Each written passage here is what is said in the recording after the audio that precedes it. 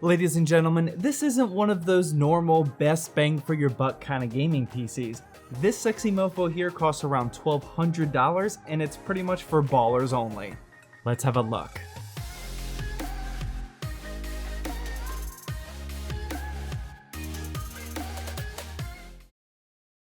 Hey, welcome to Zach's Tech Turf. Today I'm going to be showing you guys what's all inside this $1,200 monster micro ATX gaming PC build, and then of course we're going to benchmark it. And if you're new here and you want to see more baller gaming PC builds like this one, then hit that subscribe button down below and also the notification bell. That way you never miss an episode. But before we get into it, a quick word from today's sponsor. Today's video is brought to you by Pulseway, which is a really neat remote monitoring and management software that I've actually deployed across my entire network down here in my studio. Pulseway is an all-in-one network management platform that allows you to remotely monitor and even control all of your devices that you installed the lightweight client on, which by the way, pretty much every operating system is supported. I personally really like the phone application because it allows me to quickly see what's going on with all of my devices, such as their temperatures, what processes are running, and I can even run scripts and perform Windows updates no matter where I'm at in the world. For us PC gamers, this is perfect because it allows us to start up those lengthy Windows updates while we're away, so we know our gaming rigs are 100% good to go when we get home. There's also pages and pages of notification settings to configure so you can get all sorts of alerts from your devices. Head on down to the first link in the description to score yourself a free version account which supports up to 2 devices, or use discount code ZTT to save 2 months off your next subscription. Alright, so right off the bat after that montage in the beginning, you should be already able to tell by now that this isn't one of those builds we're maximizing every last dollar towards performance, and I definitely spent a lot of extra money making this thing look sick. Basically what I'm trying to do is avoid all of those comments like, oh, you shouldn't have spent that much money on your case, or you should have spent more money on your CPU and things like that. I really just want you guys to know that it is sometimes okay to spend extra money on a gaming PC build purely for the aesthetics of the build and not towards the performance, especially if that's what you prefer and you want a sexy looking build sitting next to you on your desk. With that hopefully effective disclaimer out of the way, let's start going over the parts list and we'll talk about why I chose some of these parts specifically. The first one up is the already very famous Ryzen 5 3600, and we should all know by now that the CPU is right in the sweet spot of the latest Ryzen 3000 series launch. For just $200, you're getting a monster 6-core 12-threaded unlocked processor with a max boost of 4.2 GHz. To cool the CPU, I decided to go with the Deepcool Gamerstorm Castle 240EX. Shout out to Deepcool Gamerstorm for sending this one over, and this is definitely a solid AIO if you want to squeeze out a few more clocks on your processor. This is one of the products on today's list that I really only went with because I already had it down here in my studio. Don't get me wrong, the 240EX definitely performs really well and it just looks super clean, but you could have went with the stock Ryzen cooler if you're not overclocking it, and you could have saved some big bucks here. One thing to note is that I actually decided to swap out the Deepcool fans that the 240EX came with. There's nothing wrong with them, but since later in the video I'm adding Corsair's RGB fans, I didn't want 2 different sets of RGB fans in there. The fans on this 240EX are just the 120mm RGB fans that this case came with, and they work perfectly fine for this. Moving on through the list, we get to the motherboard, and here I went with a Gigabyte B450M DS3H Micro ATX motherboard, and this board doesn't have terrible VRMs if you wanted to overclock, but this board just isn't packing anything special. There's actually not a lot of Micro ATX AM4 motherboards out there that are at a decent price, so I really wouldn't stress that too much. But one thing that I would stress is the necessary BIOS update that I had to do for this motherboard specifically.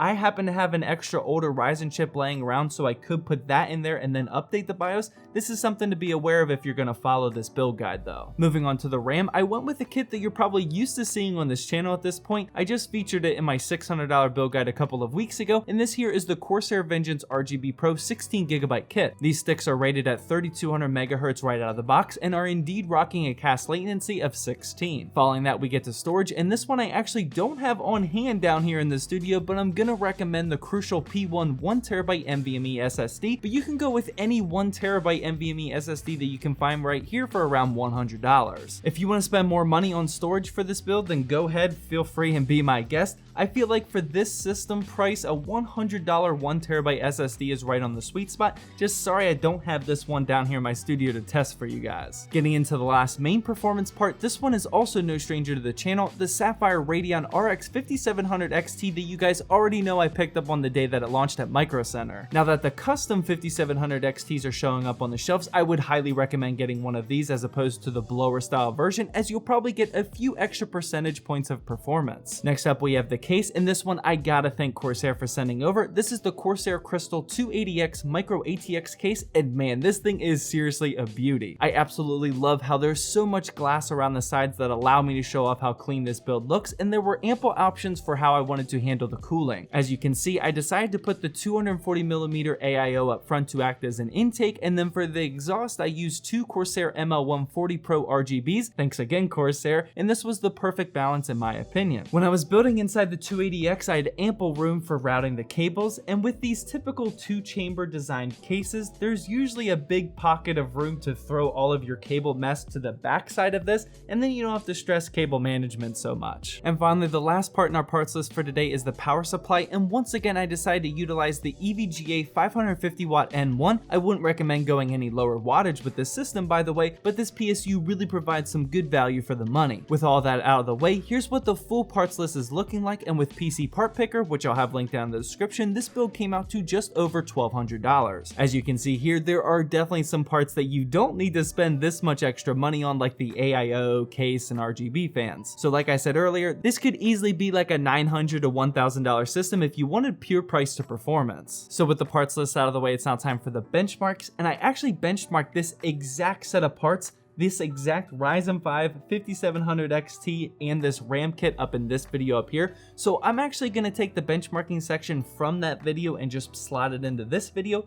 Please don't be mad at me. The only thing that could end up being different is the cooling and overclocking, but if anything, this system will actually allow you to get slightly better results, as I previously tested this system with the stock Ryzen cooler, so just know that you may be able to push another 5-ish percentage points out of this system. With that out of the way, the first game I decided to benchmark was Fortnite, and for this one I put both the 1080p and 1440p resolution test to epic settings, and in 1080p I got an average of 127, and in 1440p I got 96. Next up was PlayerUnknown's Battlegrounds in ultra settings, and in 1080p we averaged 124, and in 1440p we were still well above our target 60 FPS mark with 87. Pretty crazy to see that this combination of parts can easily get you into 4K gaming on a title like PUBG. Following that, I tested Counter-Strike Global Offensive. This one is really going to test out our 3600 and less of the 5700 XT, and in 1080p in high settings I averaged 261, and in 1440p I got pretty much the exact same results with a 258 FPS average. The Rainbow Six Siege built-in benchmarking tool followed up next, and this one was absolutely no match for the 3600 and 5700 XT. In 1080p in ultra settings I averaged 264 FPS, and in 1440p in ultra we got 179. Getting into the tougher to run games section, Assassin's Creed Odyssey built-in benchmarking run was up next, and in 1080p in very high settings I averaged 62, and in 1440p we got a solid average of 55. Far Cry New Dawn followed that, and in 1080p in ultra settings we averaged 90 frames per second and got just under our target 60 FPS mark in 1440p with ultra settings as well. The new Mordhau was up next. I really like this benchmark because in an online match it really tests the CPU with a huge open map and tons of players, but it also stresses the GPU because the textures are really demanding. During an online match in 1080p in ultra settings, this system averaged 116 FPS, and in 1440p I got 98. And finally, to wrap up this benchmarking run for today, I fired up Shadow of the Tomb Raider with DirectX 12 turned on, and with the highest settings in 1080p we averaged 91 FPS, and in 1440p we averaged 62. Well, there you have it. That's gonna wrap up my $1,200 gaming PC build guide, which like I said earlier is packing both beauty and performance. As always, drop a comment down below about what you thought of this system or what you would personally do to change it.